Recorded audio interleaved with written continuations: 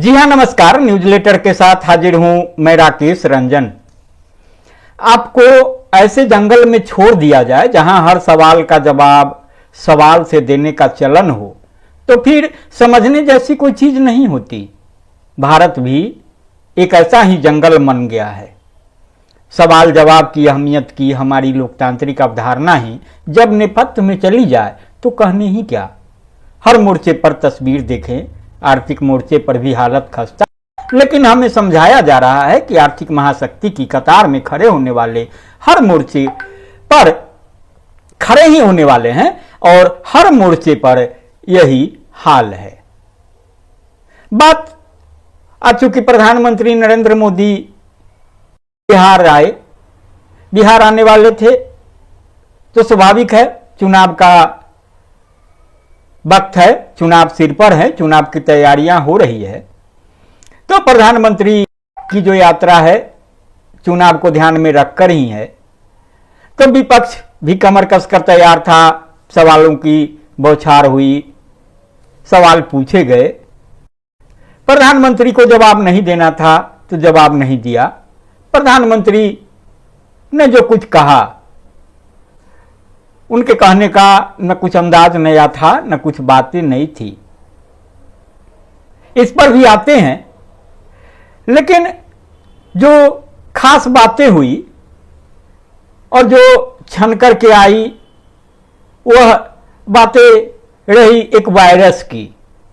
खासतौर से विपक्ष ने जो हमला किया तो उसमें एक वायरस की बात की और फिर कहा कि जो जिमला जीवी थे अब चुनाव जीवी हो गए हैं, प्रचार जीवी हो गए हैं।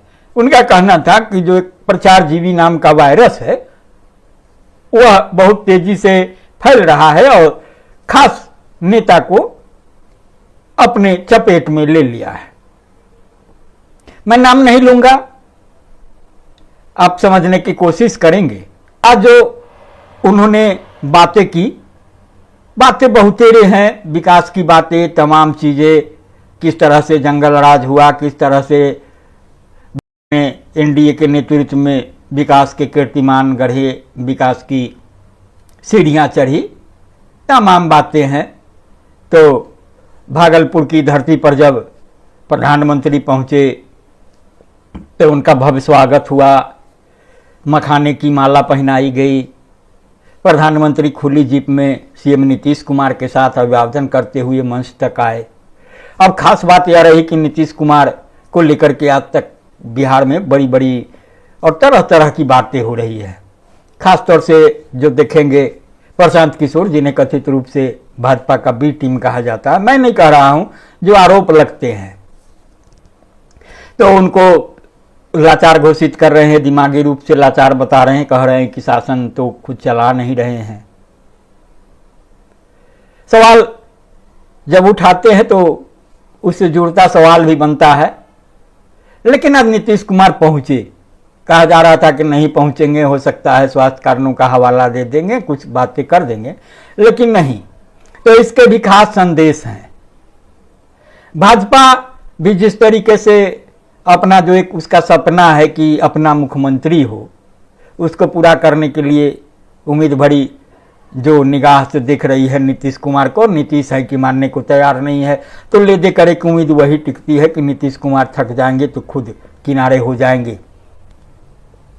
लेकिन नीतीश कुमार ने साथ जाकर के सभा को संबोधित भी किया और यह संदेश दिया कि कहने के लिए जो भी कहा जाए, उन्हें बीमार मान लिया जाए, लाचार मान लिया जाए, लेकिन न वे बीमार हैं न लाचार हैं, और जो उनकी राजनीति है अपने हिसाब से बखूबी अपनी यात्रा तय कर रही है, गंतव्य की ओर आगे बढ़ रही है।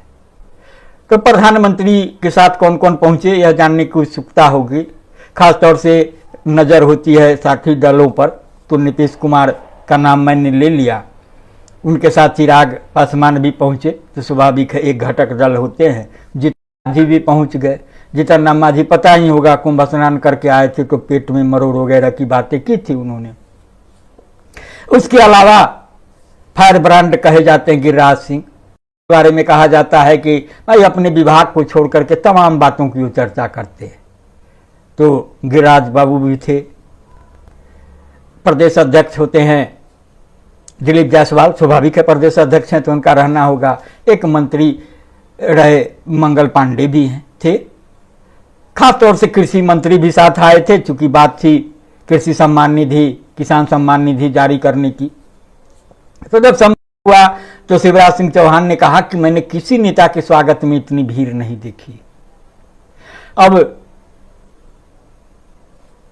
शिवराज सिंह की न पहली सभा थी, न नरेंद्र मोदी की पहली सभा थी, न बिहार में, न पूरे देश से कहीं भी तुलना करिए। लेकिन अब जब शिवराज सिंह कह रहे थे तो कह रहे थे, उनका पुराना अनुभव है और उनको झूठलाना, हाँ उसका निष्कर्ष निकालना आपका काम है, मेरा काम है। तो उन्होंने कहा कि इतनी भीड़ नहीं देखी, जनता का समुद्र है, नरमुंड ही नरमुंड दिखाई दे रहा है। अरे भैया, प्रधानमंत्री आ रहे हैं, सूबे के मुख्यमंत्री हैं, आप पूर्व मुख्यमंत्री, केंद्रीय मंत्री, कई केंद्रीय मंत्री, तो जनता जुट रही है, स्वाभाविक है अपने नेता को सुनने जुटे हीगी। नीतीश कुमार ने कहा कि खुशी की बात है कि प्रधानमंत्री हमारे बीच में हैं, भागलपुर आए हैं, उनका स्वागत कर रहे हैं। हमारा सौभाग्य है कि प्रधानमंत्री के जरिए किसान सम्मान निधि की राशि किसानों के खाते में भेजी जा रही है। बिहार के 76,000 से अधिक किसान लाभान्वित हो रहे हैं। बिहार के विकास में प्रधानमंत्री का सहयोग मिल रहा है। हम लोग 24 नवंबर 2005 को सरकार में आए, जब से सरकार बनी बिहार के विकास में लगे हैं। सही बात है। प्रधानमंत्री ने जो बातें कही, उन्होंने कहा कि ये जो जंगल राज वाले हैं, मतलब जंगल राज के बिना तो काम चलना नहीं है सियासत का। जो कुल आप जमा देखेंगे तो जो जंगल राज का पीरियड गिना जाता है, जो वो 15 साल का मान लिया जाता है। यह अलग बात है कि बीच में राष्ट्रपति शासन भी लागू हुआ था, एक बार नीतीश भी मुख्यमंत्री बने थे 7 दिन के लिए। मान लिया जाए 90 से 2005 तक 15 साल, 20 साल हो गए नीतीश की सरकार के, एनडीए के। 15 और 20 में फर्क है। 11 साल से प्रधानमंत्री नरेंद्र मोदी हैं, देश में भाजपा की एनडीए की हुकूमत है। लेकिन चर्चा अपनी उपलब्धियों की होती, पहले जंगल राज की चर्चा कर दी जाती है।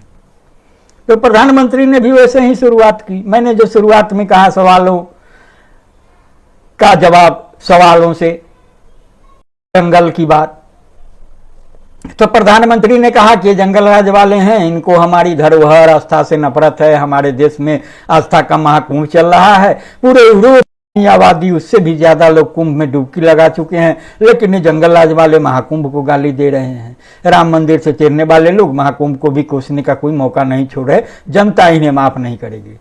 अब लीजिए, मतलब कुल मिला के जो संकेत प्रधानमंत्री ने दे दिया, कायदे से अगर मान लीजिए कि सभी राज्यों में चुनाव मुकम्मल हो गए और अभी विधानसभा के चुनाव बिहार में ही होने हैं, उसकी तैयारी चल रही है, और इसको अगर एक तरीके से अभियान का आगाज ही मान लीजिए, तो प्रधानमंत्री ने जो संकेत दिए मतलब वही है, वही ध्रुवीकरण की बातें होगी, वो हिंदू विरोधी, वो मुस्लिम विरोधी, वो तमाम चीजें, सनातन की बातें, काम की बातें आप छोड़ दीजिए, किनारे रख दीजिए।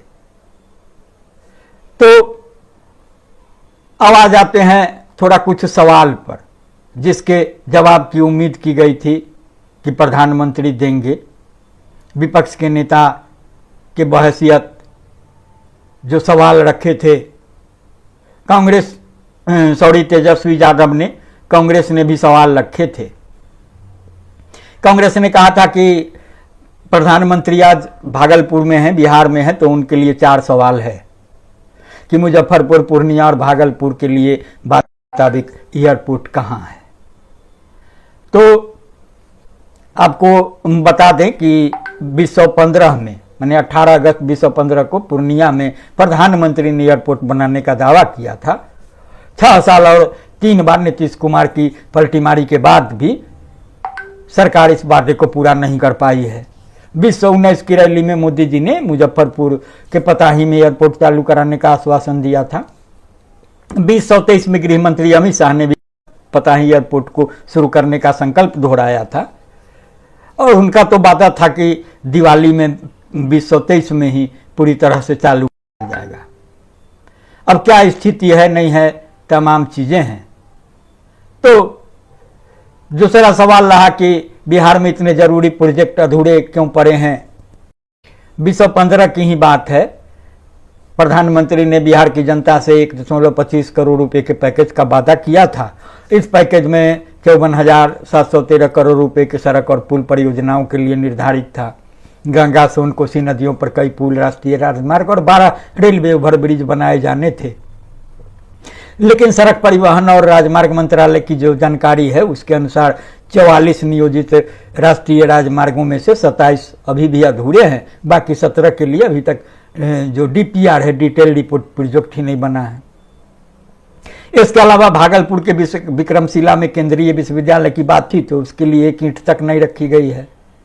यूपीए सरकार में 2013 साइन किया गया था। बक्सर थामल पावर प्लांट का एमओयू भी ठंडे बस्ते में है। तो फिर इतने बड़े बड़े वादे करने के बाद प्रधानमंत्री ने जो है बिहार की उपेक्षा की है, तो तमाम चीजें हैं। एक सवाल आ रहा है, भागलपुर की सांस्कृतिक विरासत और पर्यटन की संभावनाओं को संवारने के लिए क्या किया। भागलपुर बिहार और भारत का एक महत्वपूर्ण सांस्कृतिक केंद्र है। यहाँ की टेक्सटाइल इंडस्ट्री, मंजूषा पेंटिंग, भगवान महावीर का जन्म स्थल, तो ये भी सरकारी उपेक्षा का शिकार है। Bhagalpur regional handloom weavers cooperative union के अनुसार 2019 से 2024 के बीच बुनकरों की संख्या 2 लाख से घटकर 60,000 रह गई। 2015 में यह कारोबार 600 करोड़ सालाना था, घटकर 150 करोड़ रह गया है। तो जो बुनकरों की एक समस्या है। सबसे बड़ी बात विशेष राज्य का है। अब तक विशेष राज्य का दर्जा बिहार को नहीं मिला। प्रधानमंत्री ने ही वादा कर दिया था। नीतीश कुमार का एक मुद्दा है, वो जब उनको आंख दिखाना होता है, तरेरना होता है, कुछ बातें होती है तो वो विशेष दर्जा वाला मामला लेकर के चले आते हैं। अब केंद्र सरकार कह रही है, मोदी जी कह रहे कि भैया ये योग्यता ही नहीं रखता, हरता ही नहीं रखता बिहार जो विशेष राज्य का दर्जा की। अब केंद्र सरकार अपना ही गरीबी सूचकांक रिपोर्ट है, उसमें देखेगा तो बिहार भारत का सबसे गरीब राज्य है। राज्य की 52% आबादी को आवश्यक शिक्षा, स्वास्थ्य और जीवन स्तर तक पहुंच नहीं है। 2013 की बात करिए, वहां रघुराम राजन कमेटी ने आर्थिक रूप से पिछले राज्यों के लिए एक नया फंड आवंटन मॉडल सुझाया था। तो यह भी बहुआयामी गरीबी सूचकांक पर आधारित था, लेकिन 12 साल बीत जाने के बाद भी मोदी सरकार इंतजार कर रही है। अब किसका इंतजार कर रही है? तेजस्वी ने जो सवाल पूछे थे तो उसको शुरुआत की थी कि बिहार में 20 वर्षों से एनडीए की सरकार है, 11 वर्षों से केंद्र में है। तो अब बिहार वासी उनसे झूठ और जुमला नहीं, कुछ वाजिब सवाल पूछना चाहते हैं।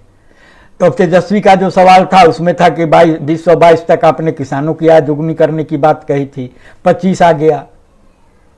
फिर जो है महंगाई की बात की, बेरोजगारी की बात की, किसानों की समस्या की बात की, खेतिहर मजदूरों की बात की। बताया कि बिहार में खेतिहर मजदूर बटाईदार अधिक है, तो उनके लिए डबल इंजन की सरकार ने क्या किया। बिहार के किसानों की आय देश में सबसे कम है। बिहार में साक्षरता दर देश में सबसे कम है। प्रतिनिवेश सबसे कम बिहार में हो रहा है।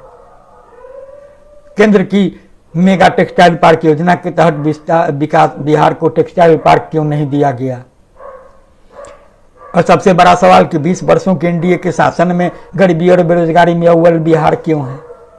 तेजस्वी ने भी विशेष राज्य के दर्जे और पैकेज की मांग उठाई, अन्य भी मांगे, तमाम चीजें हैं। तो इस तरीके की बातें हुई और लबुलुआ वही कि प्रधानमंत्री को इस वर्ष मैया, छठी मैया, जानकी मैया, माता सीता, ब्रह्म बाबा, महादेव, सूर्य बाबा, महात्मा बुद्ध, गुरु गोविंद सिंह, जननायक कर्पूरी ठाकुर, लिट्टी चोखा, ठिकुआ, मखाना, आम, लीची, सिल्क उद्योग, विशेष पैकेज, सबकी जुबानी याद आएगी। अब भाव विभोर भी हो जाएंगे। लेकिन 11 वर्ष से प्रधानमंत्री हैं, 20 वर्षों से आपकी बिहार में सरकार है, बिहार को कुछ नहीं मिला। अब झूठ जुमले और प्रचार नहीं चाहते हैं बिहार वासी। खैर जो भी बातें हों, तो ले दे करके यही लबुलुआब है। लेकिन नारा वही है जो प्रचारित किया गया कि मोदी जी आए हैं, सौगातों की बरसात लाए हैं। अब सौगातों की बरसात में क्या क्या थी, तो आपको बताया है कि बिहार के 76 लाख किसानों को किसान निधि की किस्त 19वीं किस्त मिली। 10,000 किसान उत्पादक संगठनों का समर्पण किया राष्ट्र को। मोतिहारी में स्वदेशी नस्लों के लिए जो है गाय की नस्ल के लिए उत्कृष्टता केंद्र का उद्घाटन हुआ। बरौनी में दुग्ध उत्पादन संयंत्र का उत्पादन हुआ। बारसलीगंज नवादा तिलैया दोहरीकरण रेलखंड का जो है उसका शुभारंभ हुआ। Ismailpur Rafiganj road over bridge भी राष्ट्र को समर्पित कर दिया। अल्लाह बुल्लुआ बिया की डबल इंजन से सुपरफास्ट विकास, इसलिए तो बिहार में है। बिहार है एनडीए के साथ। अब बिहार क्यों है एनडीए के साथ नहीं है, तमाम बातें हैं। तो इस तरीके से बातें हुई। अभी और भी सबसे बातें जब सुनने को मिली तो बहुत थोड़ा आश्चर्य भी हुआ। उन्होंने कहा, प्रधानमंत्री ने कि गौरव विरासत के साथ संरक्षण की बातें हैं, तो उससे जो है जंगल राज वाले को हमारे धरोहर से आस्था से नफरत है। जो लोग चारा खा सकते हैं वो लोग किसान की स्थिति को कभी नहीं समझ सकते। किसानों की जब स्थिति बात की, कुंभ की बात मैंने बता ही दी। यह भी कह दिया कि अब बिहार के मखाने की बारी है, दुनिया तक पहुंचाना है। कहे हैं तो पहुंचाएंगे ही, उम्मीद करिए, उम्मीदों पर कायम है सब कुछ। सबसे बातें जो कही यूरिया को लेकर के प्रधानमंत्री ने कि एनडीए की सरकार नहीं होती तो यूरिया 300 की बोरी 3000 में मिल रही होती। हमारी सरकार किसानों के बारे में सोचती है, उनके भले के लिए काम करती है। अब आप अगर किसान हैं, बिहार से है, बिहार किसी प्रधान है, तो जरा आप दिल पर हाथ रख के बताइएगा कि बिहार में अभी कितनी रुपए बोरी यूरिया मिल रही है, नहीं मिल रही है। तो जो वही बातें होती है कि सवालों का जवाब सवाल से, झूठ को ऊंची आवाज में बोलना, वैसी बातें जिसका सच से कोई दूर दूर तक कोई वास्ता नहीं है, उसको सच एकदम बड़े गर्व से, मैंने क्या बोलते, कॉन्फिडेंस, झूठ बोलना जो होता है। ये जो तमाम चीजें हैं, चुनाव का वक्त है, आलोचनाएं अपनी है, जो सत्ता पक्ष है स्वाभाविक है अपनी उपलब्धियां गिनाएगा, उसे बढ़ा चढ़ा कर पेश करेगा। विपक्ष उपलब्धियों को भी खारिज करेगा, तमाम मक्ता गिनाएगा और अपनी बातें करेगा। आप जनता हैं, आपकी जिम्मेदारी है, क्योंकि फैसला आपके भविष्य का होना है। तो जरा सोचिएगा, समझिएगा संजीदगी से, और मैंने भी जो कहा उसको भी संजीदगी से सुनिएगा, गुनिएगा और प्रतिक्रिया दीजिएगा। अगर आपने अब तक न्यूज़लेटर रंजन को सब्सक्राइब नहीं किया है तो सब्सक्राइब भी करिएगा। नमस्कार।